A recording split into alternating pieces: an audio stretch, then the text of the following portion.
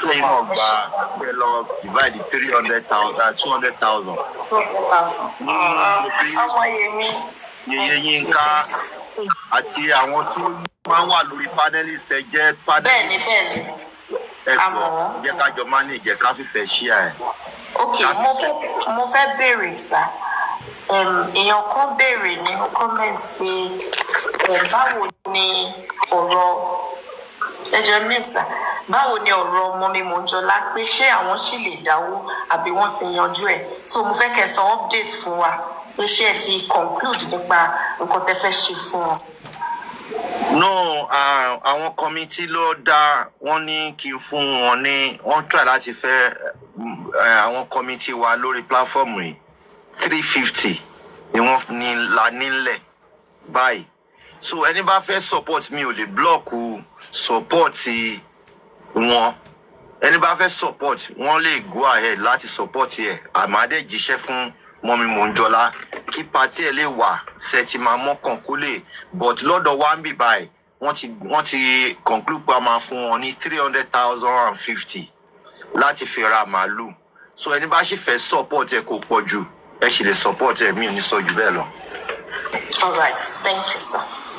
Bí a ti ní 350 nílẹ̀ láti ọ̀dọ̀ àwọn committee lórí platform yìí àwọn mi ìfẹ́ máa dákọ̀ ó ti máa wọn committee wa. Bẹ́ẹ̀ni ti wà ó ti update yẹn náà ni. Yeah, so wọ́n ti dá. So ẹni bá fẹ́ support kó sì lè lọ síwájú sí wọ́n lè go ahead láti support. Mo ní nǹkan fẹ́ kó dàbí pé mò ń gbé bùkátà wá bá wọn all the time. Ó ń tì mí lójú láti béèrè owó lọ́wọ́ public. Ó máa ń tì mí lójú gan. O ti get nǹkan tí mo mean? O understand mi? Ìjọ ò ní wọ́n sì ṣe ẹ̀dá kan tá la support láti iná.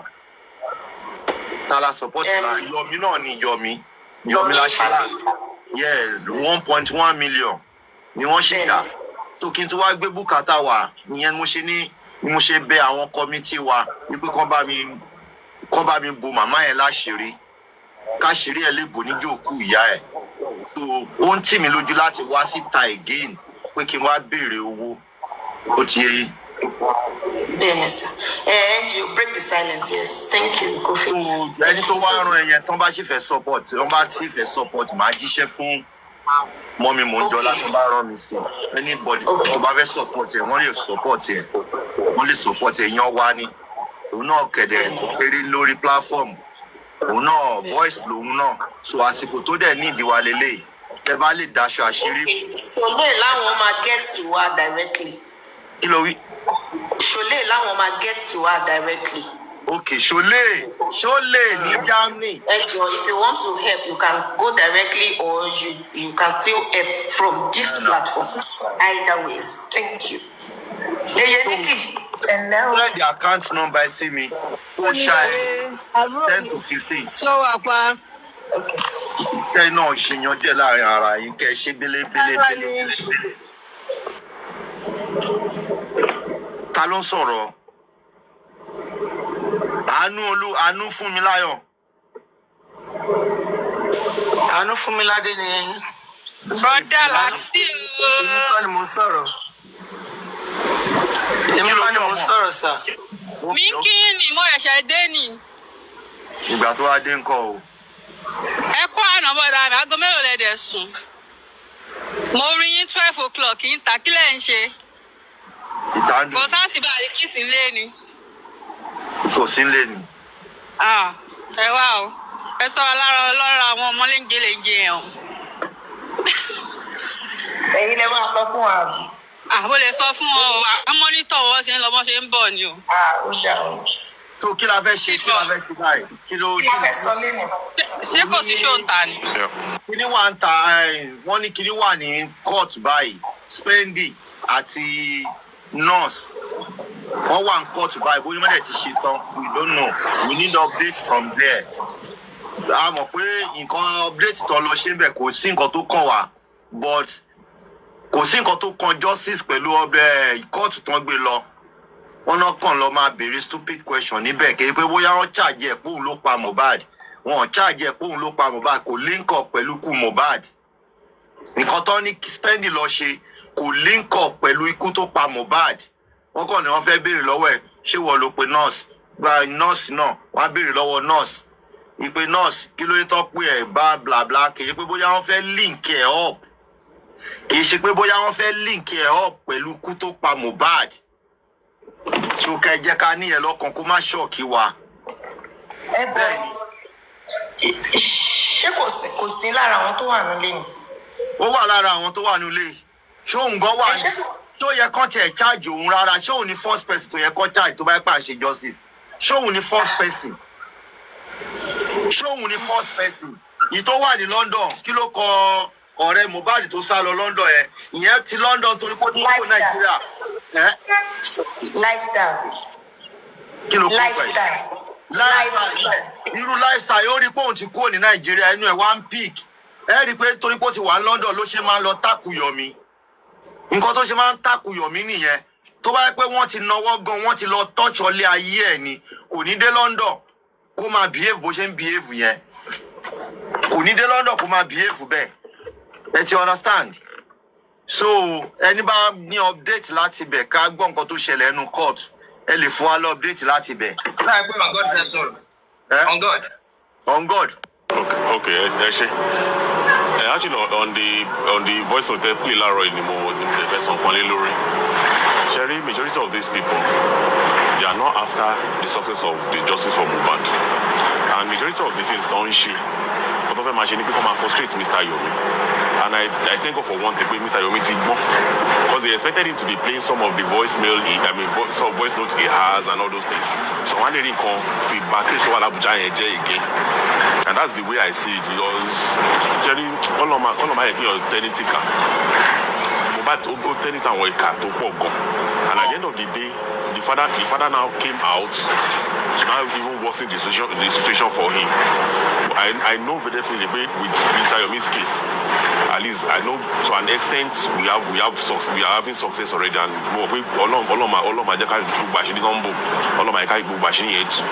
but I want us to like open up our mind because there's possibility even learn our terms of our critical thinkers.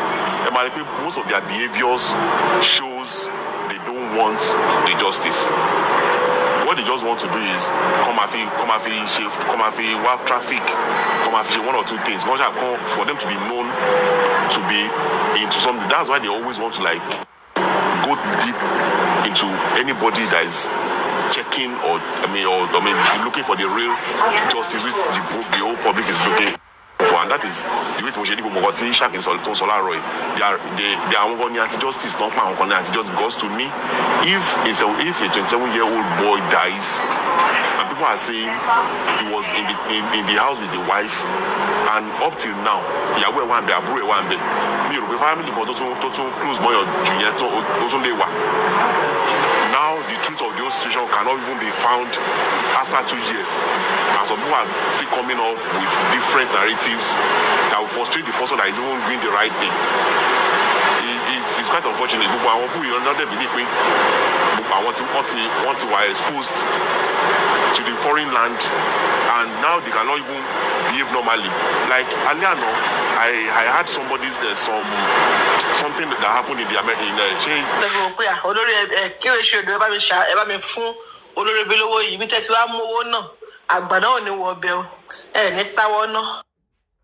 ní tàràkà àwọn ọmọ yóò ní tàràkà ẹ̀yin náà ní tàràkà lágbọ́rọ̀ Ọlọ́run. rárá o Nàìjíríà kọ́ ìlú wo ló ti ṣẹlẹ̀ ìlú wo ló ti ṣẹlẹ̀. aláàtì ẹ káàárọ̀ Kàrímọ́ ti fẹ́ tọ̀ sára lánàá àti rí mo ti kó gbogbo information ẹ ti tẹ̀ wá lọ́wọ́ so àti report ẹ fáwọn DCF so investigation lọ bó ṣe má kó ọbẹ̀ dání bó ṣe ṣe gbogbo ẹ̀ bẹ́ẹ̀ ṣẹlẹ̀ lórí ìdìbò ṣe gbogbo ìbò ni information tó ń hide tó ń ṣe yàmàyàmà báwọn ọmọ yẹn ṣe ń jìyà gbogbo ẹ̀ ni mo sọ ṣẹlẹ̀ mọ́ pé mo dẹ̀ wà ní mandatory àárọ̀ yìí sì mà tún pè call mo pé ọ́fíìsì yẹn wọ́n transfer mi síbòmí ó fẹ́ yàgbẹ́ sára lánàá mo ní kí n sọ fún yín pé bí ta tún já sí nìyẹn o gbogbo information ẹ báyìí lọ́dà fún ọmọ òfò Emma Betolosa, God bless you, Uncle Lati. You shall never fall in the race of life. God will continue to bless you with more wisdom, knowledge, and understanding. In Jesus' mighty name. We love you so much, Uncle Lati. Thanks for all you do. Thank you. Mr. Lati, Bro Lati, ẹjọ́ jẹ́ kí n há dìímọ̀ kan tóbìnrin yẹn sọ. Ṣé rí àṣírí ọmọ yẹn tó ń tú látọjọ́ Sunday? Èmi fúnra mi mo screen record obìnrin tó wá ṣòfófó ẹ̀. Obìnrin tó wá sọ ìrìn àjò ẹ̀ láti ilẹ̀. Bàbá tó ń pè pé òun ló bí, bàbá yẹn kọ́ ló bí. Taylor ni bàbá ẹ̀ ní Ṣómólú. Woman yẹn láti máa sọ pé òun pẹ̀lú ìyá ẹ̀ náà jọ kọ́ṣẹ́ níbì kan náà. Pé ìgbà tí ó dẹ̀ máa ń friend ọ̀gá àwọn tó ń kọ́ wọn níṣẹ́ yẹn, ọkùnrin ní Taylor yẹn. Ẹni yẹn wá fún un lóyún torí pé máa yẹn ò lówó lọ́wọ́. Ìyá ẹ̀ wá lọ gbé ọmọ fún ẹni tí Kàrímọ́ ń jẹ́ orúkọ ẹ̀ yìí. Ó wá lọ gbé oyún fún un. Bàbá wa reject oyún, ìyá òun ló fi di pé ó dèrò ọ̀dọ̀ ìyá bàbá ẹ̀. Ṣùgbọ́n tí ìyá ẹ̀ wá bí ọmọ yẹn ní oṣù 3 ló lọ gbé fún ìyá bàbá tí ó ń pe orúkọ ẹ̀ lénìí. Kò ṣe bàbá yẹn ló bí. Mo dẹ̀ believe pé bóyá àìṣe bàbá ẹ̀ ló bí, àmì àṣẹ ọ̀dọ̀ bàbá tó bí ló wà. Torí àìmọye orò ìdílé tó ń ṣe nídìílé oníkálukú. Bóyá òun ló ń jẹ ogun tó ń jà á tó fi ń ṣìwàwù. Bóyá ọmọ Ifẹ̀ ni bàbá ẹ̀, ọmọ Ifẹ̀ ni bàbá Kàrímọ́, ọmọ Ifẹ̀ òye ni bàbá Kàrímọ́. Àwárú ẹ̀ o.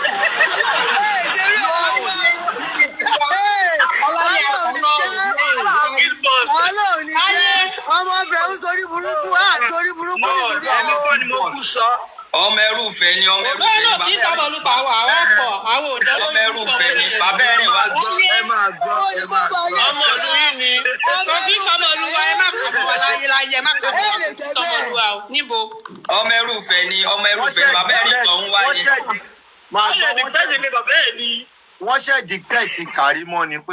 Lóòlù ẹ lọ ṣe investigation yín dáadáa kò jẹ́ bẹ́ẹ̀. Ẹ máa gbọ́.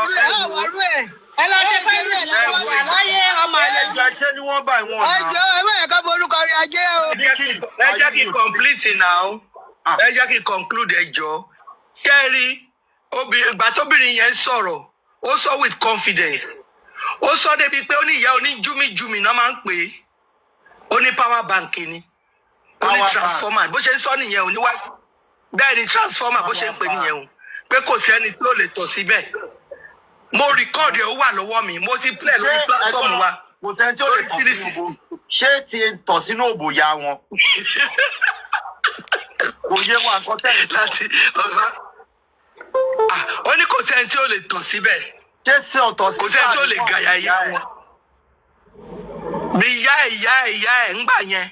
Alóbìnrin yẹn ó níbi kan náà lòun àti ìyá Kàrímọ́ ti kọ́ṣẹ́. Ó ní ṣe nìyá ẹ̀ máa ń pín ẹ̀lẹ́tíríkì kiri. Yépa. Ó wà lọ́wọ́ mi ò ń ṣàràbù omi ò dẹ́ sọ kan tí mi ò bá rí. Mo rìkọ́ọ̀dù ẹ̀. A lè ti play ẹ̀ dáadáa. So màá ṣẹ̀dẹ̀ sí lórí WhatsApp brother àti tẹ́ bá nídìí ẹ̀. Ṣé mi rántí pé mo send voice note kan náà sí yín bóyá few days ago níbi tí Kàrímọ́ ti ń sọ̀rọ̀ àrífá. Èmi mo send voice note yẹn sí. Òun náà mò ń play kó wá play. Mò ń play láàárọ̀ yẹn. Ó kẹ́ yín lẹ send ẹ̀ sí mi. Ṣèbélé. Màá tún resend ẹ̀ sí yín. Màá rí. Ṣé lè? No, voice note nìkan ni mo send. Kò ṣe lè. Ó yẹ ṣe àìsí mi. Bóyá wọ́n record ẹ̀ pẹ̀lú ẹni. Ẹ ṣe àìsí mi dá nọ́mbà mi tí save nọ́mbà yín dà. Àìdẹ́ ẹjọ́ tó rọ́lọ́ ẹni tí a need àwọn investigator panelist àbí kí wọ́n máa ti ń pè. Ẹ bá wa ṣèwádìí, ẹ bá fẹ́ ṣèwádìí, ẹ bá wa ṣèwádìí Kàrímọ́ dáadáa. Ohun toró òun lẹ nǹkan agbọ́dọ̀ á mà lé lórí ni pé òun ni first nurse, òun ló gún Mohbad pa. Kì í sọ̀rọ̀ àbùmọ́kọ́ lélẹ́yìí o, ẹ jẹ́ ká serious lórí ọ̀rọ̀ yẹn. Wàláì Kàrímọ́ tó bá lè bá wa ṣèwádìí ẹ̀. Táìmù tí Mohbad kú yẹn, Kàrímọ́ wà ní Nàìjíríà, òun ló gún Mohbad pa. Ẹ bá wa ṣèwádìí ẹ̀ dáadáa ẹjọ́ tó lọ lọ, ẹ bá wa ṣèwádìí ẹ̀. Kàrímọ́ gbọ́dọ̀ jìyà ẹsẹ̀. Iṣẹ́ tá a ṣe yìí, kò sẹ́ni tó rán wa, ṣé mọ̀ bẹ́ẹ̀? Kò sẹ́ni tó rán wa. Mo láṣìírí Kàrímọ́ máa tú sẹ̀. Àṣírí ẹ̀ máa tú o. Ọ̀ya mo ti rí ẹjẹ́ gbọ́ nǹkan tẹ sẹ́ndì sí mi náà ẹjọ́ mà. Ẹjẹ́ ń gbọ́. ìfáwọ́ wọlé sí. Ó wá bí àyíkáwá bí. Lórí ọmọ kan sọ̀rọ̀ lọ́dọ̀ ẹ̀ ni mo fi gbàgbé sùn. Ẹ gbàgbé sùn. Lọ́ọ̀sì àbí wọlé síbi. Èmi ò lè gbọ́ rárá. Bẹ́ẹ̀ yóò gbọ́ òun wò bó ṣe sọ. Àṣégbà tí Kúdà ti sọ̀rọ̀, Kúdà ti parọ́ mọ́ mi pé èmi fárífá ní owó 100,000. Ó sọ bẹ́ẹ̀ 100,000. Ó ní ìyàkíní tó kọ yẹn. Èmi ò gbọ́ tí ẹ rí. Èmi ò gbọ́ kankan. Mo kàn rí tí èmi ń wá ṣòtà máa skip. Bájá sọ́dọ̀ ọ̀rẹ́ òkú èṣù. Ìyẹn bá ní ló ṣàbù mo ṣáà ń símọ àárẹ̀ rẹ̀. Bàbá Àrífà ti wà láìpẹ́ Àrífà ti wà tẹ̀sí kìíní kan lójú ìgbà. Gbogbo gbà yẹn náà mo ṣe wà hàn ní Jésù. Ewu sí ìmútán nìyẹn. Ewu tó mọ mi. Mi ò tí ì sùn gbogbo gbà gbogbo tán gbogbo gbà Àrífà ń sọ̀rọ̀ pé tó ń dìbọn pé kò rí bẹ́ẹ̀. Gbogbo gbà tó ń sọ gbà tó lọ sí ọ̀gbọ̀n gbà tó lọ gbogbo kò gbọ́. Èmi ò sí ẹjọ́ ẹ sọ fún mi ẹ jẹ́ gbọ́. Ẹ̀yẹ gbọ́ gbà yẹn gbogbo ẹ̀ lèmi gbọ́. Ní Àrífà bá ní kò sí nǹkan tó jọ Àrífà ṣàgbéjáde mi àti ẹ̀ jáde wọ́n wò látòkè délẹ̀ ìyẹn bá kò sí nǹkan tó jọ ọ̀rẹ́ kóun bá mi ṣògùn kódà mi ní kóun bá mi yẹṣẹ́ wò gan débi tó máa bá mi sẹ́nì kankan jẹ́ fọ ẹ̀bù kódà ti dẹ́wà ń comment section Àrífà ṣí ẹ̀ṣọ́ sílẹ̀ ẹ̀mẹ́rin ọ̀tọ̀ọ̀tọ̀ pé kó máa bọ̀ lókè. Kó wá dànù sí máìkì olórí burúkú yóò kò accept request o. Àrífà bá ní lárífà ní kí ló dé tí ò bá wẹ́rán sókè yẹn tẹ̀tù mọ́ra tẹ̀tù ṣe bẹ́ẹ̀. Àrífà wá ní tó bá fẹ́ bá kàrí mọ́jà kó bá kàrí mọ́jà kó má fi kọ́kọ́ jù pé wọ́n ṣe máa parọ́ mọ́ òun pé àrí mọ́ fóun lówó kóun fi ṣe òògùn. Àṣírí ṣàtúní ẹsẹ̀kẹsẹ̀ lánàá. Ẹ jẹ́ pé díẹ̀ fún. Ilẹ̀ ti gbọ́. Ògùn lẹ fi máa mọ̀ yí pé gbogbo ọ̀rọ̀ tó sọ tó ń gbé jáde irọ́ ni.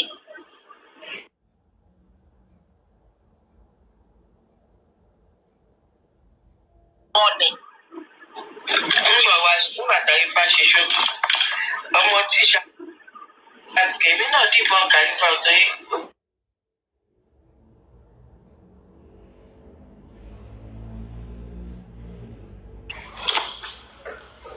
Brother Latisne is not there ni.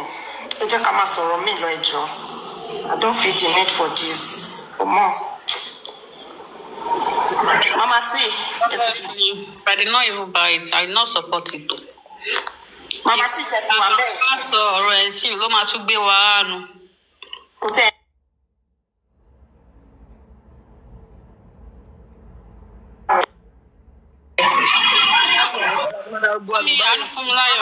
Mama T ó yẹ sọ̀rọ̀.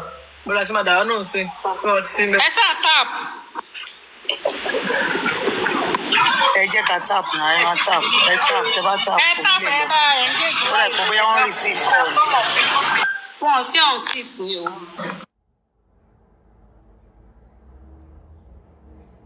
Seat ni o.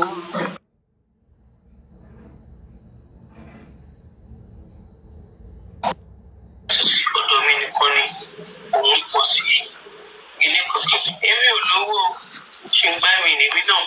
Nàìjíríà mi bí ìgbésí òkú fẹ́ sùn. Tó bá ní Check your estate. If you send your heart to it, make this life strong. ẹ̀yìn lẹ́bàá. Ṣìnà ó dà ló bá ní kí n dáríjì òun. Nǹkan tó kọ́kọ́ fi bẹ̀rẹ̀ ọ̀rọ̀ ni pé kí n jọ kí n dáríjì òun. Báwo pé nǹkan tó dẹ̀ ń sọ ó yé mi. Tó bá wà Àrífà continue pẹ̀lú lédi yìí. Láàárín mọ̀. Sọ èmi tí ráàkì tó láwùjọ yóò rò pé mi ń parọ́. Gídé láti.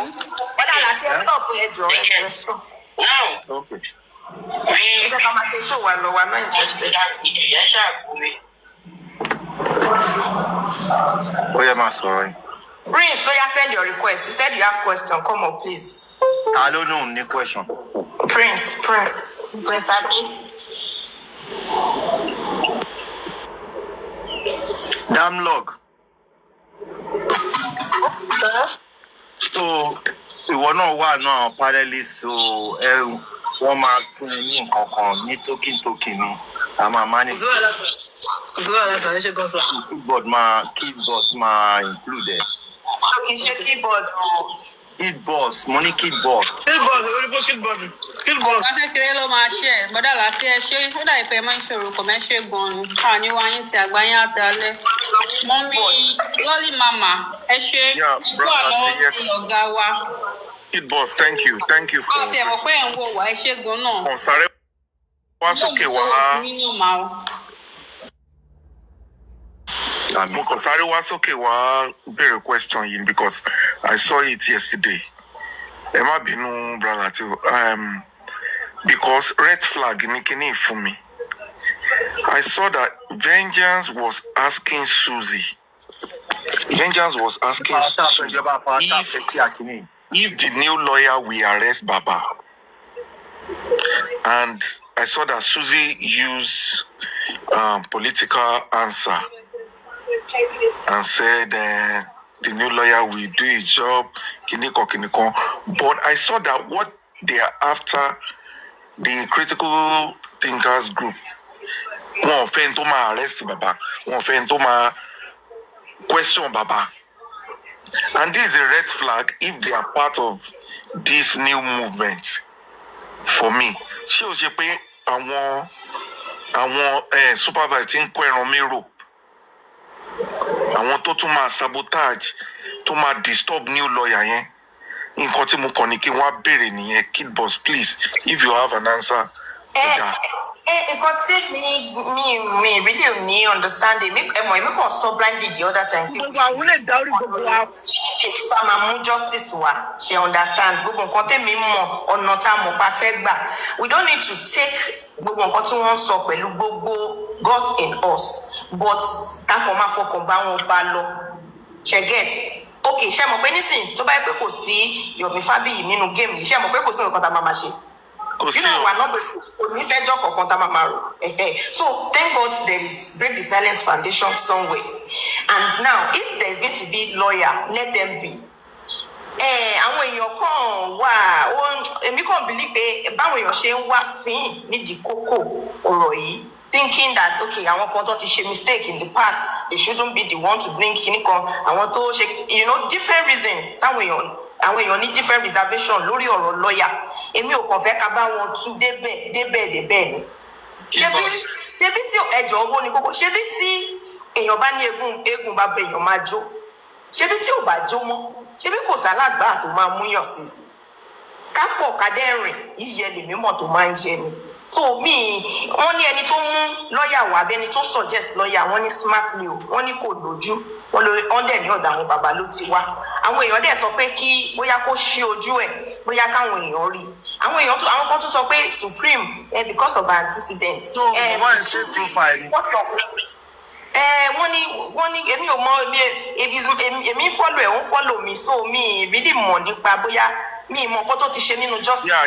Èmi náà trace he doesn't have any picture. Yeah, so if he's ready, báwọn èèyàn ṣe béèrè pé kó ṣí ojú ẹ̀, tó bá ṣí ojú ẹ̀, fine. Tó bá ní good intention, fine, let's work with them. Mi mọ̀ bóyá èmi ni mò ń rò bẹ́ẹ̀, torí mo wò pé tí kò bá sí Yomi kò sí nǹkan kan tá a fẹ́ máa ṣe. Ṣùgbọ́n tí another source táwọn tó bá yẹ pé lọ́ọ̀yà sí òun máa bẹ̀rẹ̀ láti bí CCTV kó ń bẹ̀rẹ̀ bẹ́ẹ̀. Easy going, ta ló wá mú lọ́ọ̀yà wá? Wọ́n lóun ló mú lọ́ọ̀yà wá, ìwọ tún sọ pé nǹkan ló mú lọ́ọ̀yà wá. No, kì í ṣe òun ló mú. Wọ́n lóun ní ṣe bí supervisor sọ, I was there on that day tí supervisor sọ pé wọ́n ní pé wọ́n ní lọ́ọ̀yà bíi 5 gan ló list fún wa jáde pé Maxwell Ọ̀para nìkan ní biography ẹ̀ wà on point pẹ̀lú pé àwọn kọ̀ọ̀kan tún mọ̀ bíi àwọn Suzy yẹn pé Dádé Olúkáyọ̀dé pé wọ́n mọ àwọn iṣẹ́ tó ti ṣe plus òun náà tún ní Kanu's lawyer tó ń fight fún Kanu ṣẹgẹt. So èmi feel pé káwa kò fi one mind, that plain mind. I don't want let's not dig too much. Because he's a radical lawyer and an activist. Prince, activist ni. I know. We leave it. You leave them. Because do you know? Yes. Keyboard. Do you know my concern is that the way these people attack Supreme and the way wọ́n wà bias somehow and red flag ní fún mi bí wọ́n ṣe ń ṣe yẹn ẹni tí o bá ti ní touch bàbá ìbọn àwọn ni o ṣe everybody. ó kí ni Supreme náà wá dé bẹ́ẹ̀. the prince. okay ṣé àwọn yẹn ẹ dúró okay ẹ dúró náà because all of you sef you are always looking for peace but you don't know that peace sometimes is not an option. You don't know that sometimes any láti fi àwọn àyè kan sílẹ̀ káwọn èèyàn kan ṣe ẹlẹ́yà wọn from 0 to 100%. Tí wọ́n bá ti ṣe ẹlẹ́yà dé rí 100% then they can fúnra wọn náà máa turn back. Okay, ẹ wá peace lọ lẹ́nu nígbà bá dọ̀la nísìn àbí tó bá dọ̀sán nísìn wọ́n á máa gbé fọ́tò yìí. Ṣé kan fi ti change láti máa post pictures àwọn èèyàn láti máa relegate àwọn èèyàn to the background? What are you looking for? No, nothing, not from them for now. Peace would not be an option from them for now. Ẹ jẹ́ kó ṣe tán. I don't know why we're always rushing. Ó ṣì gbé fọ́tò èèyàn bíi márùn-ún lánàá tó ń fi sẹ́yìn orúkọ lẹ́yìn background ẹ̀ bó ṣe ń ṣe show. Lọ́yà dẹ̀ ló ń wò gbogbo ní pro bono ni. Tó bá dẹ̀ jẹ́ pé ó nídìí owó fún logistics àbí protest ṣe bẹ́ẹ̀ máa rí protest ó máa ṣe. She understand. So nígbà tẹ́ ẹ̀ wá peace tẹ́ ẹ̀ mọ̀ náà bí tẹ́ fẹ́ wá peace lọ tẹ́ ẹ̀ wá peace lọ sínú ọ̀dà àwọn èèyàn. Kí ni àṣeyọrí wo ló máa wá látọ̀dà àwọn èèyàn bẹ́ẹ̀? I told Super Vibe not to go anywhere. Please hold on, please. Hold on. Yofe. Sir? Yes, sir. Yes, sir. Like, I'm looking here. Since you be. Hold on. Hello, Latisne. Yes. Hello, sir. Change, sir. Hold on. Hello. Good morning. Good afternoon. Good afternoon. Everybody. Yeah, Latisne, sorry. Baga Miliwa noisy. Question to you, Prince in building here. It's a very good question and very logical. The truth in the replay you know the Papariano. Wabawa justice. Insist some people are untouchable, some people must not be touched or must not be investigated in your justice. So Prince was right to have said we was a party in Kwenomeru. At the moment.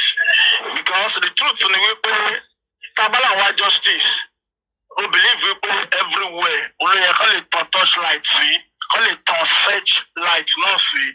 Let it bring out potential suspects and all those people to just pay they have one thing or the other in connection with what actually buy mobile. So Abatin Solati Bere, you pay pro cannot be investigated. The competition it is them pro. And we are then come from the onset. So it means we are heading back to square one. We are heading back to where we started from. So at this juncture, I want to agree with I think Karamiro. So I like to tell you unfortunately also, the person that actually claimed you only 20 million to that same person came out, that's so you prank the entire public. So at the moment, who is bankrolling the little expenses from the lawyer? So the NGO, tí wọ́n bá wọn máa lò, NGO ti ní kò kí ń ṣe bẹ́ẹ̀ mọ̀ pé rọ́ọ̀lù ń pa òun prank àwọn èèyàn ni. So a ní láti mọ nǹkan tá à ń ṣe honestly. So ẹ jẹ́ kí n sọ díẹ̀ because kò sí time púpọ̀ kí n má take time of a lot of people. Thank you, Latisne and everybody. All right. Thank you. Yofe. Oh yeah. Ma. Oh yeah, it's alright. Okay. My own question is that, and my thing that I wanted to say is that since every justice in everybody, young one, táwọn kan bá ti ń maybe tó bá gbé tó bá ti ń doubt lórí àwọn nǹkan kan like maybe tí ó bá ti sí conclusion pé regarding the lawyer maybe ẹnìkan sọ pé maybe ẹnìkan ló mú wá so since ẹni tí mú wá o ẹni kò ní ṣiṣẹ́ perfectly tó ṣe yẹ kó ṣe tí doubt bá ti wà right from the beginning like this kò ní make sense because tó bá padà yá báyẹn àwọn tí wọ́n against wọn àṣìṣe ẹni yẹn lawyer yẹn náà máa wá tó bá yẹ ti ń wà ní every aspect báyìí like àwọn àtúntò discuss nípa even lawyer yẹn tó náà máa ń gbọ́ àwọn nǹkan míì tó náà bá dé lágídí ó lè change mind ẹ̀ náà kó náà tó máa ṣe àwọn nǹkan míì tó yẹ kó ṣe èmi believe pé like ẹni tí gbogbo yẹn bá agree sí pé maybe this is the person that we agree to use tí ò ní sí pé àbí ẹnìkan dáàtú pé ẹnìkan ló mú wá ẹnìkan kó ló mú wá so since ẹnìkan ti mú wá yẹn ṣé yóò ṣe ti wà gbọ́n ṣe ti wà tí dáàtú bá ti wà kán máa fẹ́ kan ló lóyà yẹn rárá kán máa kàsí mí kán máa tẹ̀ ọgbẹ́ yẹn kákọ́ ohun tí ó ṣe wò náà àbí kó kọ́ máa bá ọ̀nà náà tó bá yẹ pé dáàtú bá ti wà kán fẹ́ kan try láti arrange lawyer mi if there is a chance but táwọn ẹgbẹ́ àbí ẹnìkan máa lo ẹni that same lawyer lọ kò ní make sense o because dáàtú ti wà ready some agreed and some doesn't agree so error máa wà that's the fact so mo ti invest on nepa regarding the lawyer error máa wà ṣáá ni. Sherry brother the topic is not owó ni kókó dúró náà the problem is not and to invite lawyer. The lawyer is okay, the lawyer is perfect, but the question is why some group tó máa béèrè question lọ́wọ́ àwọn tó organize kìíní pé ṣé wọ́n ṣá ní arrest bàbá ṣá ṣé bàbá ò sínú agenda àwọn ẹni tó máa arrest. ẹ ó dìgbà yẹn náà. ó náà ní. wọ́n wà bẹ́ẹ̀ ṣé wọ́n ní arrest. ẹ jẹ́ kó sọ̀tì ọ̀rọ̀ lọ́ọ̀yà yẹn first. It's a step after step. No, it's sọ̀tì ọ̀rọ̀ lọ́ọ̀yà. Easy going. Kó tó sọ̀rọ̀ kí ló dé tó comment bẹ́ẹ̀ tó ní. Alright, ẹ ṣe gan sir. Mo fẹ́ kí everybody ṣe tán. Kí ló fa comment? Ẹ kọ́ ṣe ẹ káàrọ̀ bros Lati and the parents and the commenters. Ẹ káàrọ̀. Nǹkan tó ṣẹlẹ̀ ni pé I was on Paparano yesterday morning around 3 a.m. and I asked this question. 3 a.m. láàárọ̀. Bẹ́ẹ̀ni. Now, mo wá béèrè pé gẹ́gẹ́ bí ọ̀rọ̀ tí Kidboard ń sọ yẹn mo wá béèrè lọ́wọ́ Paparano pé Aláké 70 ló dá mi lóhùn Aláké àbí Aláké 70 ló dá mi lóhùn ọ̀rọ̀ yẹn mo ní pé àwọn wo ló introduce lọ́ọ̀yà yẹn sínú movement yìí ọ̀rọ̀ pèsè jẹ́ díẹ̀ Aláké wá dá mi lóhùn ọ̀rọ̀ yẹn Aláké ní bọ̀bọ̀ smart leo yẹn ó lọ Google ó gbé orúkọ àwọn lawyers kan jáde ó try láti chat wọn respond pẹ̀lú chatting to chat pẹ̀lú wọn Maswell yẹn ló wá respond ló reply back ṣó ti yẹn olóòbá wọn lórí lè dá wọn lóhùn gbà tó chat wọn now mo wá béèrè pé òkè ṣá máa sọ pé òun ló gbé wá ni ó ní no ó ní kì í ṣe òun ló gbé wá ó ní later Suzy ó kọ mi pé káyà sọ pé bóyá bíi Suzy àbí aristocratic ló gbé lọ́ọ̀yà yẹn wá wọ́n á ní pé what you are telling me now is that Suzy àti aristocratic ló gbé lọ́ọ̀yà wá but woman yẹn ò really assure mi bí pé kí wọ́n fẹsẹ̀ kan síta kí wọ́n fẹsẹ̀ kan sínú ilé because ibi tẹ̀mí dúró lé lórí ni pé ta ló mú lọ́ọ̀yà wá in case tó bá lọ boomerang lọ́jọ́ iwájú ká lè mẹ́ta máa face because kò sí nǹkan tí ò lè ṣẹlẹ̀ so nǹkan tẹ̀mí ṣe ń béèrè tẹ̀mí ṣe fẹ́ mọ̀ ta ló gbé lọ́ọ̀yà wá sínú movement. easy going. Yes. Easy going. nǹkan ò tí ì ṣẹlẹ̀ èèyàn kan náà ló máa mú lọ́ọ̀yà wá àbí àdéhùn wa ẹni tó mú lọ́ọ̀yà yẹn wá Kidboard afẹ́mọ ẹni tó mú lọ́ọ̀yà yẹn wá láti pẹ̀pẹ́. ṣé bẹ́ẹ̀ náà ti ṣàlàyé ṣé bẹ́ẹ̀ ti ṣàlàyé ẹ̀ ó DM àwọn èèyàn mọ́ ẹ ti dáhùn ẹ̀. wọ́n fish bí 5-6 lawyers.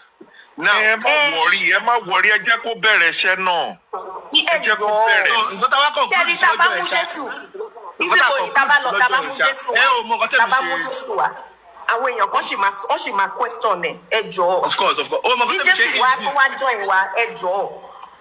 Mi sọ kó máa join ó mọ nǹkan tẹ̀mí ṣe insist pé dídán ká mọ ẹni tó mu wá.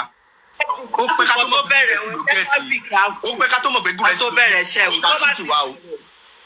ó pẹ́ ká tó mọ̀ pé ṣáṣí wá ẹni tó kọ̀ fi yẹn tó kọ̀ fi is a reference ó pẹ́ ká tó mọ̀ pé gúrẹ́sì ló mú ṣáṣí tù wá Ṣé rí bí tá a ti bá mọ̀? Ọjọ́ tí wọ́n introduce lọ́yà sọ̀rọ̀ gbogbo nǹkan tí lọ́yà sọ ó wà lórí afẹ́fẹ́ wọ́n dìdí ìbílèrè lọ́jọ́ yẹn pé ṣé ó máa ṣiṣẹ́ pẹ̀lú Shittu àbí pé ṣé ó máa dine and wine pẹ̀lú Shittu mi ìmọ̀ bóyá gbogbo yín wà ń bẹ̀ lọ́jọ́ yẹn ó sọ pé kò wọ́n àwọn èèyàn ṣọ̀tá ó láwọn òun ṣọ̀tá ó ní that they are working together does not mean that they will not shake hands they will not see them together ṣe understand ṣe ẹ dúró mọ́ mi ẹ dúró ẹjọ́ you talk please ṣe mo understand gbogbo concern everybody ṣùgbọ́n at the same time èèyàn kan náà ló máa mú èèyàn kan wá a kàn nílò láti mọ nǹkan tí ẹni tán mú wá tó stand fún ni as in the person's personality gangan ẹ mọ̀ pé gbogbo kìíní yìí àṣẹ gbogbo nǹkan tá à ń ṣe ìsìn àṣẹ nígbà táwọn olùkọ́. Ẹ ṣó mọ̀ pé jẹ́ kí sáré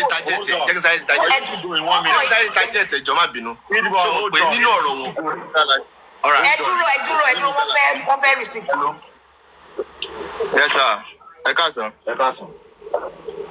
Yes sir, ṣé rí ọ̀rọ̀ lórí lọ́ọ̀yà ọ̀sẹ̀ lọ́ọ̀yà èèyàn kan náà ló sà máa mú lọ́ọ̀yà wá tí àwọn gúrùpù bíi méjì àbí èèyàn bíi mẹ́ta àbí èèyàn bíi mẹ́rin tí wọ́n bá ti scrutinize lọ́ọ̀yà yẹn tí wọ́n ti gbọ́rọ̀ lẹ́nu rẹ̀ tó dẹ̀ di pé ó wà òkè ṣọ́rọ̀ mẹ́sìn is free to go and lọ́ọ̀yà yẹn dẹ̀ ní kése backyard wọ́n ti bi léèrè everybody ó wá sórí panelist everybody béèrè question lọ́wọ́ rẹ̀ ó dẹ̀ ń dá everybody lóhùn at least eléyàn ti show pé yes àbí kò yẹ báyìí nísìnyí so gbogbo orú nǹkan tí wọ́n dẹ̀ béèrè lọ́wọ́ rẹ̀ tó dẹ̀ fún wa ní answer so yẹ báyìí nísìnyí irú eléyìí báyìí nísìnyí irú ọ̀rọ̀ rẹ̀ àwọn nǹkan tó ṣe tó sọ ọ̀nà yẹn ni ó lè ṣe kí ni ó lè yóò fi mú tí ò bá ṣe nǹkan tí àwọn fẹ́ kó ṣe and secondly again kí ẹ ti dandan kí everybody ó support ẹ everybody ò lè support ẹ tẹ́ bá ní òkè lọ́ọ̀yà lè lọ yín sí ẹni ẹ mú lọ́ọ̀yà mi wá tí lọ́ọ̀yà yẹn náà tí ò tẹ́ irú èmi báyìí nísìnyí tí mo ń sọ̀rọ̀ báyìí nísìnyí tí lọ́ọ̀yà yẹn ò tẹ́ mi lọ́rùn tí ò tẹ́ bọ̀dá àlàtí lọ́rùn ṣé kò ní ṣiṣẹ́ ni kò gbọ́dọ̀ tẹ́ everybody lọ́rùn sọ̀rọ̀ mi ẹ̀ sìn wá tí lọ́ọ̀yà bá ti ń ṣe nǹkan tí ó tó yẹ kó ṣe tó dẹ̀ ń ṣe nǹkan tó tẹ́ public lọ́rùn kí ṣe dandan kó tẹ́ everybody lọ́rùn kò gbọ́dọ̀ tẹ́ everybody lọ́rùn let that lawyer just start his work kárí nǹkan tó máa ṣe sọ̀rọ̀ mi ẹ̀ sìn kí ṣe dandan pé kó tẹ́ anybody lọ́rùn tá a bá ń sọ dònídọ̀ lábáyé nísìn everybody máa wá pẹ̀lú excuse oríṣiríṣi ni everybody máa gbé excuse rẹ̀ wá sọ̀rọ̀ mi ẹ̀ náà sì kí ó ṣe kí lọ́ọ̀yà yóò bẹ̀rẹ̀ sẹ́ kárí nǹkan tó máa ṣe tó bá bẹ̀rẹ̀ sẹ́ everybody máa support ẹ̀ tí ó bá ń ṣe iṣẹ́ tó dá everybody máa support ẹ̀ láì jọ sí tí ó bá ṣe bẹ́ẹ̀ ojú kan náà la máa wà o ojú kan náà táwà náà ni.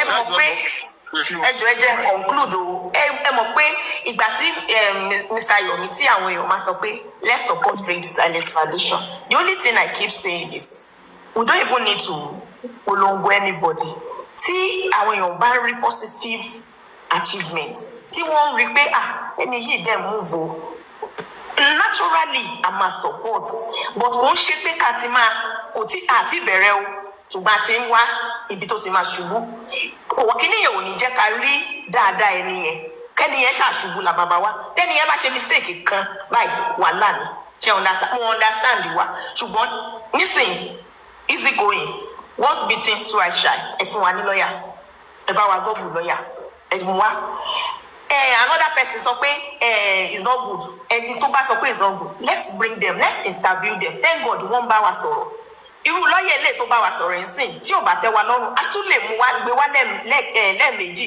a lè mú wa lẹ́ẹ̀mẹ́ta kó bá wa sọ̀rọ̀ àwọn intelligent people wà nù wa tí wọ́n máa reason along with nǹkan tó ń sọ gbogbo wa kọ́ ni a jẹ́ la ní legal sense àbí kí ni màá pè ẹ jọ èmi kò fẹ́ ká rí positive in everything we do ni. a rí positive but èmi kàn fẹ́ sọ fáwọn Suzy àti Superbag kọ́ máa lọ sẹ́ni ìwé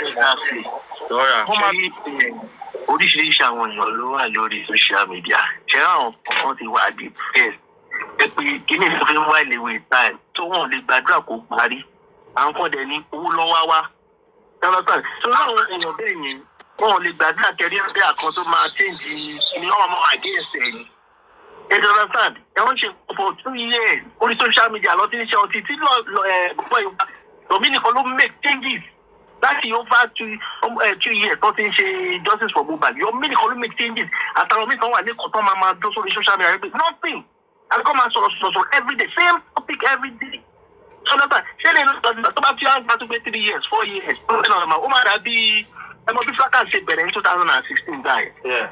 Then go Ben. But you make Joseph Omadi, just from Odadi, no lodi. So I take care. But money like on you. All right. Now, thank you. Thank you. Bring for your random. Onile. Okay. Abi Chief. Olori Abi. Chairman. Mo kí everybody ẹ̀kásán kankan. Ṣé ẹjọ́ ẹni sùúrù ẹ bá sọ̀lẹ̀ ẹjọ́ sá ẹjọ́ mú mi ṣàyọ̀dé before you sorry. Nǹkan tí mo fẹ́ fi conclude ni pé kí àwọn supervise. Prince hold on ẹ jẹ́ káwọn ẹni sọ̀rọ̀ ẹ̀jọ̀. Ṣayọ̀. Mú mi ṣàyọ̀ ya. Okay, thank you very much. Ohun tí mo fẹ́ sọ̀rọ̀ lé lórí ni pé ìpìlẹ̀ wà very very important. Ìpìlẹ̀ ohun tí a bá fi ìpìlẹ̀ nǹkan ó wà very very important. Number one, we're talking about smartly or smartly. I have nothing against it, but I can say that everybody saying that we are ofojuan kò sí anything. Irú àwọn èèyàn bẹ́ẹ̀ a lè sọ bí tán fi sí because some people probably because of their personality also. Then, but unfortunately, igun ibi tí smartly tó ti wá, they refuse to put everything into consideration. If indeed, tó bá jẹ́ pé anybody tó bá sọ pé àwọn wá justice, we never shield anybody whatsoever.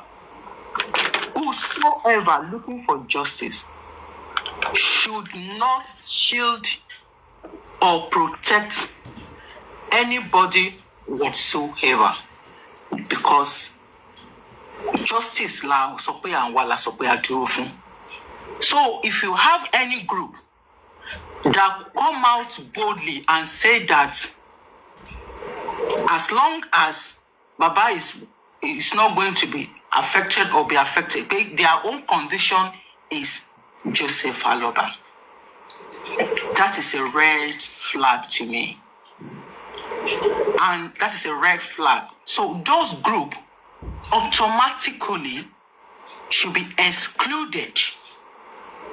I mean, automatically should be excluded from the movement. And whosoever that is seeking for justice should avoid bitterness, hatred, and should have the mind of forgiveness when it comes to. We all believe that one way or the other, in the beginning, we didn't get it right. Now we are getting it right, and we want to do that correction. We want to correct it holistically. Like I've been saying in the past, that we shouldn't say one lawyer is not good or one lawyer always work for their client, and that is what we are trying to avoid. We don't want individual to be a client unto this barrister. So now when I say Ipilewa, very, very important is, who are those that will sign a contract with Barrister Maxwell? It is very, very important.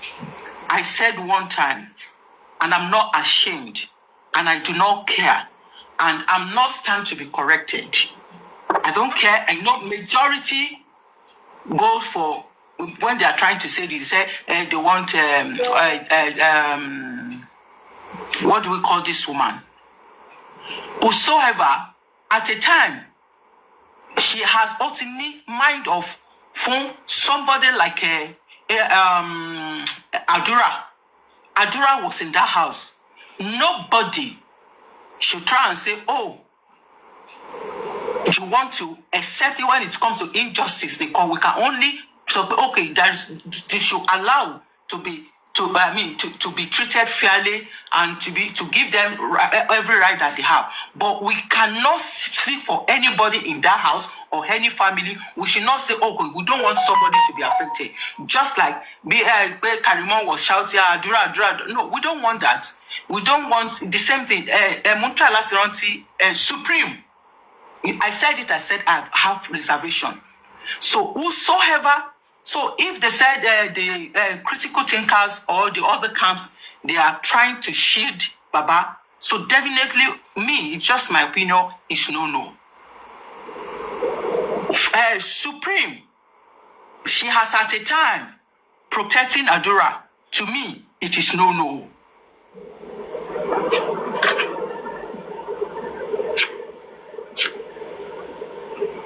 Thank you, Mama.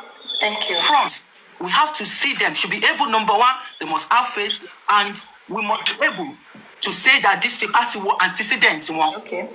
Which area have they always been neutral? Your next, those going to sign the contract and agreement is very, very important. Thank you. Thank you, Mama.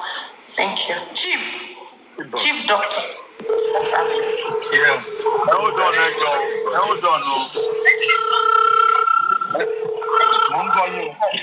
Chief.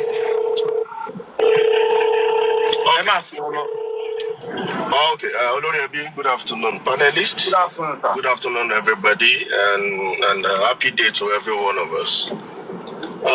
Quick one. I just want to give a quick background about how we got the lawyer, so that I want people to get it right, okay?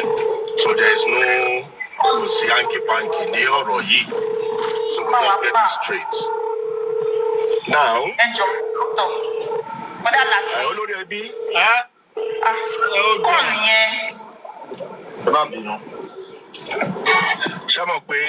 most of the time, Tabawa lórí life, tí gbogbo wa kàn ń sọ̀rọ̀, tákàn máa sọ̀rọ̀, kàn rí pé from one topic and jassing come me. That was exactly what happened on Super Vibe platform on that fateful day. I kàn ń sọ̀rọ̀ generally, okay? Ṣọmọ ìtara náà ni gbogbo wa fi ń sọ̀rọ̀ pé rubbish làwọn people yìí ń ṣe kíní kan, Bukky ti jábọ́, all those stuff like that.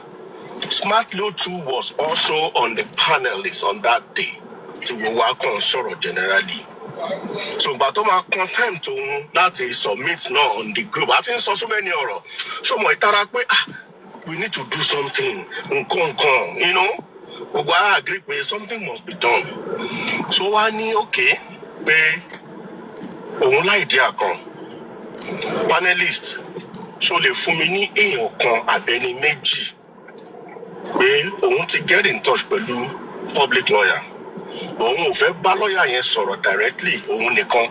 So, host, can you give me one or two people from this panel kájọ bá lawyer yẹn sọ̀rọ̀?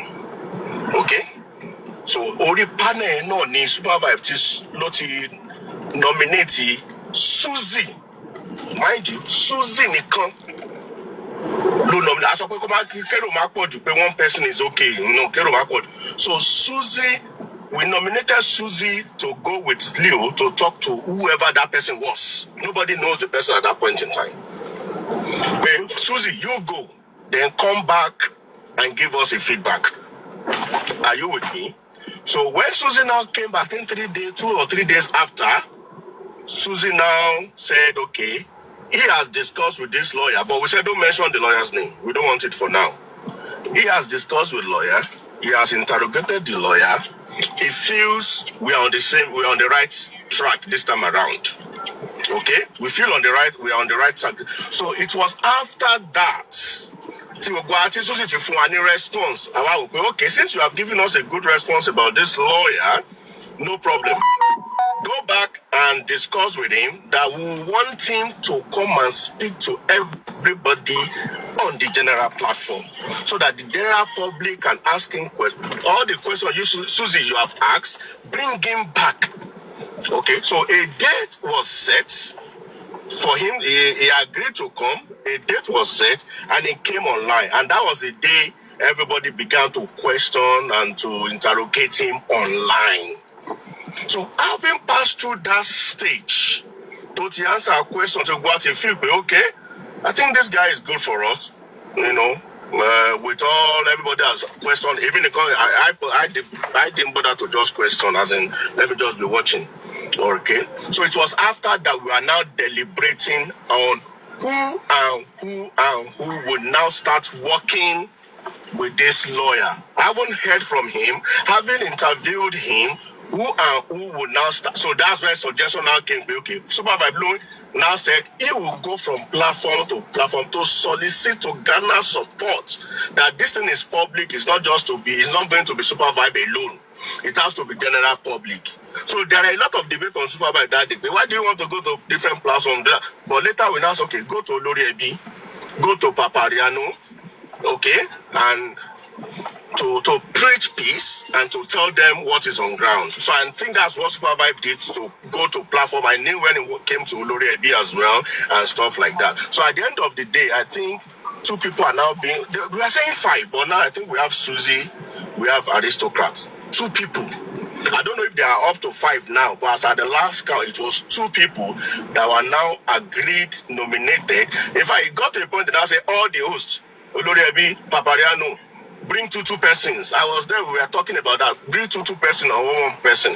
But what I just wanted to do is to give us the sequence of how the whole thing started, from Smart Leo alone to Susie alone, then to the general public, then to Susie and aristocrat. So that is the background of how Barrister Maxwell came into it. In fact, when they mentioned his name, I said, Maxwell Okpara, I know this guy now. I know him very well. Chief, I want to ask you one question, Chief. Yes. I should like go ahead. Okay. Tí àwọn kan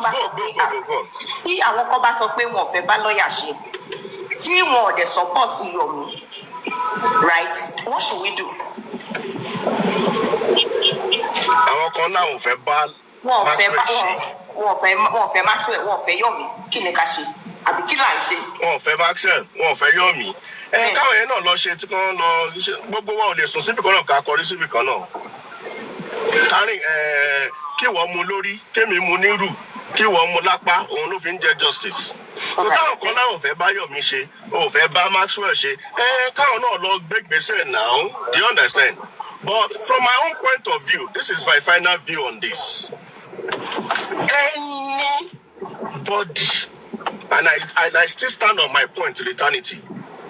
Anybody that will not put Joseph Aloba, Bosede, and the 3rd woman, Tojo Guri, both Tojo Losibe on that day, anybody that will exclude these 3 people in conjunction and in addition with the 15 people, for me, I will back out from that person. Thank you. That person, you are not looking for justice. You are playing. Investigation does not work that way. Thank you. Anybody, anybody, tó bá ti yọ Aloba sẹ́yìn, tó ti yọ Bọ́sẹ̀dé sẹ́yìn, àti ẹnikẹ́ta tó náà sọ pé ọ̀bá láwọn jọ gun bóòtù yẹn, ṣe rántí ẹni ẹ̀mí ìmọ̀ ẹni yẹn, tó ní ó bá Bọ́sẹ̀dé lọ níwájú, àti Ìbùkún ọdún mẹ́rin 4 + 15. Anybody tó bá ti yọ àwọn 19 yẹn sẹ́gbẹ́ kan, ẹni yẹn ò wá justice, ẹ padà lẹ́yìn onítọ̀hún. That is my submission. Please. I'm sorry, one last question. Smart Leo, what is your mother that you know very well? No, I don't know Smart Leo. I don't know Smart Leo. I can't pàdé lórí panelist. Panel, okay. Easy going. Chairman, when this guy want to introduce the supervisor, when he wanted to introduce Susie was on a platform on that very day. When what? Yes. Susie. When we nominated Susie to go with him, yes. Yes, she was. Susie was on the platform. Was on the panel. Yes. Was on the panel, right? So Smart Leo was there. Yes, she was there. We were just talking generally. Go to the question. Smart Leo, go Wally. Don't you think or you want to start laying before they came to the má fọ̀rọ̀ sí mi ní àwọn sọ mi ò mọ̀. Okay. Don't play the devil's. Don't play the devil's advocate here. Let's allow it to be flowing. You know. I know. It's good for you to think the other way. But for now, let us play only down. Let's believe everything is fine. Nothing is impossible. Do you know why I asked this question, Kid Boss? You know what? Yes. Easy going. Any don't have any lead. Ẹgbẹ́ ní sùúrù ẹgbẹ́ ní sùúrù. Kíni yẹn out, má spill ẹ̀ out. Kó tó di báwọn èèyàn bẹ̀rẹ̀ sí ni máa gbé. Má spill ẹ̀. Mo ti kúrò lórí yẹn. It's okay. Ẹ mọ̀ nǹkan tó dùn mí jù. A wà lórí Papariano ní àárọ̀ àná. Was it yesterday? No, I think it was day before yesterday. This guy came up, Rotex Sam. Rotex Sam. And he denied what he said. That really made me upset. About his foundation, that he will drop his foundation. And he made mention of all those things when we're together on that platform, on that live. So why is he now coming out and be saying that, okay, you won't shake, you know, it looks suspicious somehow. My own opinion. Listen, I want to so I don't think we should drag him over that. No, if you say he wants to me. Papariano suspiciously if that happens. So don't let us. Oh yeah, if he says he's not doing the game. If he says he's not doing the game or something, I don't think it should be a problem. Let's move on. I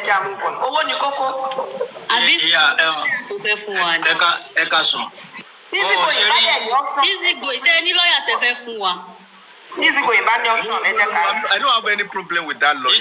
Easy going sọ̀rọ̀ generally. I don't have any problem with that lawyer. Èmi kàn fẹ́ kí transparency kó wà ní, kó carry everybody along. Èmi ò fẹ́ Chetiri kọ́ máa sọ pé àwọn kan ló ń jà fún justice. I don't support that. We are all fighting for this movement. Ṣó ti yé yín? Anything tó bá ṣẹlẹ̀ láàrin wọn, anybody tó bá nominate pé okay lọ máa bá lawyer sọ̀rọ̀ lọ máa ṣe gbá, ẹ jẹ́ kó máa wá síta. Kì í ṣe pé kẹ́yìn kan máa keep, kó máa sọ pé àwọn kan legal team òṣì kan tá ti pass through yẹn. Ṣó ti yé yín báyẹn? So èmi kàn fẹ́ transparency, everybody mọ̀ pé nǹkan báyìí ló ń ṣẹlẹ̀, nǹkan báyìí ló máa ṣẹlẹ̀, nǹkan tèmi fẹ́ nìyẹn. But olórí ẹbí ṣẹ́yìn ò fún wọn ní nomination ni, nominate ẹnì kankan ni. From here. Wọ́n ní pé wọ́n sì lọ máa báwọn èèyàn sọ̀rọ̀ lọ́wọ́ àti nominate gan. Wọ́n ní pé wọ́n sì lọ bá gbogbo platform sọ̀rọ̀. Ẹ̀gbọ́n wọn láwọn sì fẹ́ lọ máa bá gbogbo other platform sọ̀rọ̀. So lórí bí àwa ti ẹni tí kan bá fẹ́ ṣe. Ẹnìkan ti wà nílẹ̀. Okay, someone is already on ground. Okay. That's what we are telling the super vibe that gbogbo èèyàn kan ló máa buy idea yìí. Once tó bá ti get olórí ẹbí platform, or to get a Papariano platform, or that you need pet cage platform on your own, fine. Every other person, I'm not falling. Everybody going to that platform that you know it's toxic. Go see, go to fellow Bambe. Okay, go fellow comfy platform. Go to fellow Kore Bombe. Big boss, I do not, Chairman, I do not mean that don't get you. Chairman, Sherry, let us be sincere. Maxwell or no Maxwell. Any lawyer can buy public generally in bita bad justice from today and then anybody to buy seek for justice genuinely. Like seriously, that lawyer need any problem pẹ̀lú ẹ̀. Meanwhile, I want to nominate lawyer any problem pẹ̀lú wọn. Kò dẹ̀ see anything tó bá níbi kéèkì ọmọ make peace all around. But Emma Jack Tarawa for the past 2 years, TRT Walori issue Tabani Penny many don't want justice, Yato Senate don't want justice, irony, anybody low maybe don't belong, you see. And then when we are talking about critical thinker, we know where those people belong to. Anything to buy against the Baba Mubad, won't ever look pẹ̀lú ẹ̀. So any suggestion that anybody buffet move to buffet include our people here. That's the mistake. Táwọn tó nominate Maxwell, lawyer Maxwell as in radical lawyer mistake tó made nìyẹn from the beginning láti include any critical thinker pẹ̀lú wọn pé láti believe nínú wọn is no totally fail ni fail from the beginning. I won't lie to you, that's why we are shouting pé public ò ní problem pẹ̀lú any lawyer because according to the history of that lawyer kò sí anything tó wà against n tí à ń ṣe but àwọn tí wọ́n lọ include mọ́ yẹn mo fi gbogbo ẹnu sọ gbogbo àwọn critical thinker tó bá include papọ̀ mọ́ wọn swear lè fún wa ní any positive result in this justice, and that's the truth. Either you believe it or not. Yes, sir. Inta wa after nìyẹn. That's why àwọn tó wà pẹ̀lú lọ́ọ̀yà yẹn kàn mọ ẹni tí àwọn máa bá ṣe tó bá fi lè lọ bá critical thinker because àwọn people yìí wọ́n believe pé baba Mohbad kò ní àṣìṣe kankan délé mú baba Mohbad. Meanwhile tí baba anybody bá dẹ̀ wá justice lóòótọ́ bàbá yẹn gan tí ò fi wá justice ó mọ̀ wípé tó bá sá fún ọmọ òun ní justice òun gangan ò escape àrùn ojú ni kò kí sárùn nú ibi ẹfọ ẹni tó bá wá ìjọ òdodo lórí ikú tó pa Mohbad. Thank you everyone. All right, owó ní kókó. Thank you. Well said, owó ní kókó. Well said. Like Riley said, anybody tó bá wá justice tó bá wá shield anybody tó bá shield anybody in the line of justice anybody that person is anti-justice. Wallahi talahi. Exactly. Wallahi talahi. That does not mean that is I don't hate Joseph Aloba. I don't hate anybody. Wọ́n ní ìwàkuwà òun là ń wá nǹkan tó sọnù. Mo máa ń sọ fáwọn èèyàn people are saying Naira Marley is not in the house. Agreed, mo gbọ́ ti yín. But for me, as a professional investigator, I will never say, because you are not there, you cannot have, I will never say that. I was not trained that way. I won't say that. I can plan something, orchestrate something, plan the execution, and take off. Can they execute it? So that thing you are don't you think you're already obstructing your line of justice? No, they give instructions. You're already doing that. So whenever you are looking for justice, everybody mentioned should be in the same basket. Everybody mentioned. They about to investigate what they teach you. They go, okay, you.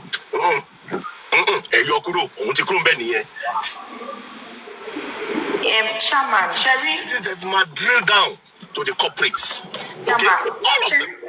Emotion thank you everybody. Emotion tí gbogbo wọn àti gbogbo èèyàn fi wọlé kò tí kúrò lára àwọn èèyàn kan tán nǹkan tó sì fà ní ẹ because normally justice should be void of passion.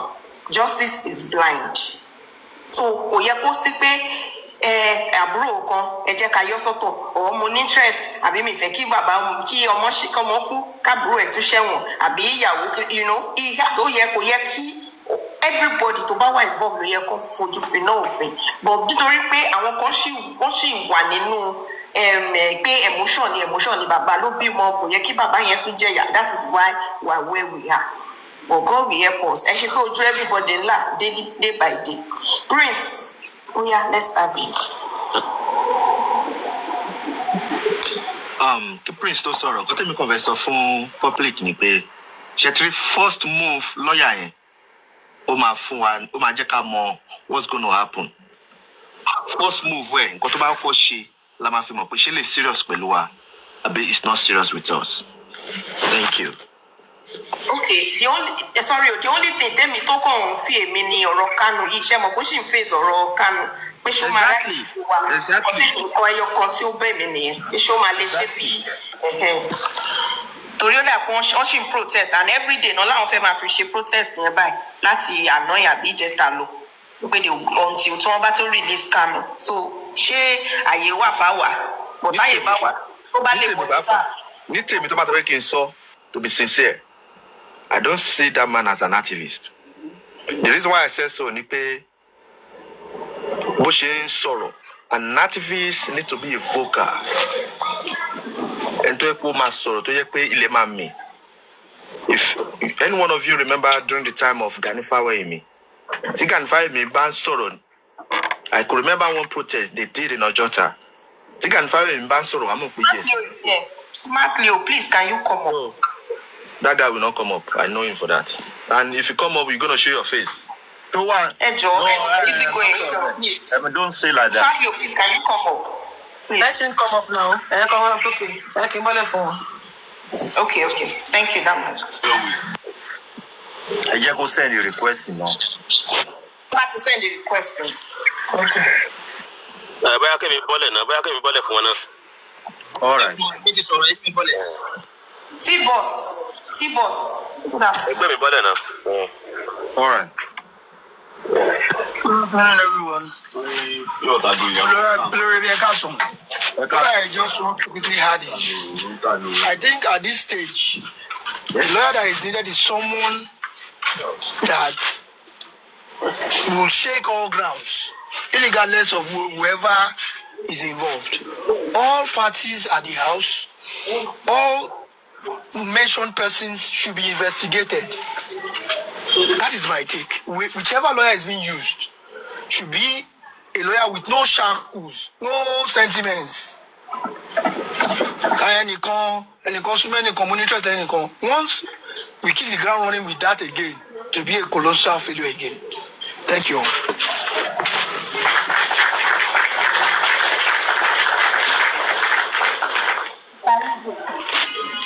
Smart Leo, please come up.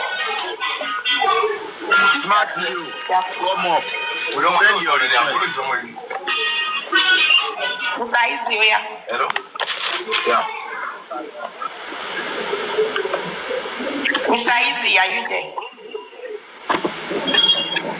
Yeah, mo ṣe join ni mo fẹ́ kàn ṣe sọ̀rọ̀ díẹ̀ kí n tó contribute to my opinion. All right. Smart Leo, are you there? Yes, is it going? Okay, but let me tell you something. On that very day, I think yesterday morning, this guy, I don't know him anyway. He was on Paparano, and Paparano told him exact what you are saying now, that the guy should come up. The guy is not, but I don't know why he's doing that. If you are bold enough, you can come up and say whatever you know, or what, whatever you want us to know. So because we can't be dealing with someone, to me, my own opinion, we can't be dealing with someone that cannot even show his face, that cannot even convince the public in terms of Nkoto Gbedani. Okay, now, I saw your comment right now. You said, let us stay focused. And we want justice for Mo. If you want justice for Mo, you should come up here and let us know who you belong. Who are you? Paparano even cite an example. Paparano ni pe smartly kò fẹ́ take glory pé òun lòun ní lọ́ọ̀yà wá because a lot of people are missing. Torí kò fẹ́ wọ́n tàgò ní pé òun lòun lọ mú lọ́ọ̀yà wá bọ́bọ́ yẹn bá ṣe máa sọ̀rọ̀ ń bí báyìí kí nǹkan máa ká everybody lára bí eré ni kíní yẹn ṣe ṣẹlẹ̀ ẹ̀gbọ́n bọ́bọ́ yẹn dẹ̀ lọ sí Google is like kẹmania mo nídìí nǹkan báyìí lórí platform yìí kí gbogbo wa ká dẹ̀ ṣe kíni ká lọ máa search wọ́n ní wọ́n kó lọ́ọ̀yà márùn-ún wá nínú gbogbo lọ́ọ̀yà márùn-ún yẹn Maxwell nìkan ló. So ìgbà tó ń pe smartly òun ò fẹ́ kí public kí òun kí gbogbo wa jọ choose lọ́ọ̀yà tó mú ìpa òun ni smartly ò ṣe. So now